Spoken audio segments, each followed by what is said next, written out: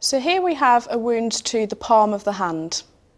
Wounds to the palm of the hand are going to bleed quite a lot because there's a very good blood supply to the palm of the hand itself. And we also need to be aware that it could have damaged tendons or nerves. So they need to go to hospital to get checked out.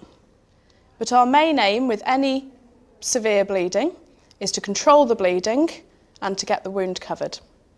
With a straight wound like this, we can apply direct pressure straight over the top of the wound. And we're going to ask the casualty to raise their arm up, raise the affected part above the level of the heart. That way we can reduce the bleeding, control the bleeding, and think about covering it over. So if you keep the pressure on there for me, that's brilliant. So I'm going to take the first dressing and unroll to the sterile pad. Now what I want to do is swap the sterile pad for the tissue. So you take the tissue off and I'm going to put that over the top. That's brilliant. Okay, doing really well. Now I'm going to use a second dressing.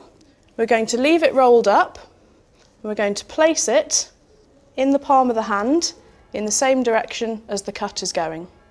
Then we're going to close the casualty's fingers over the whole lot. So from here, all I need to do is cover the ends of the dressing. So we're going to use the long end to come round and round. And the only bit we're going to leave sticking out is her thumb. So if you stick your thumb in the air for me. Brilliant. You're doing really well.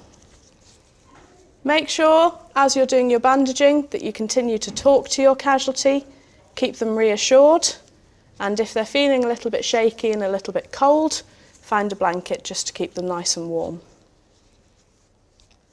When the ends come together, you're going to tie a knot.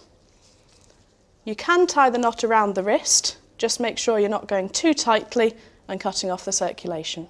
And the best way to do that is to use the thumb. So we can use it to do what's called a pinch test, where we just press on the finger for 5 seconds, and when we let go, we want to see all the blood rush back underneath. This tells us that although we've controlled the bleeding, we haven't cut the circulation off to the hand.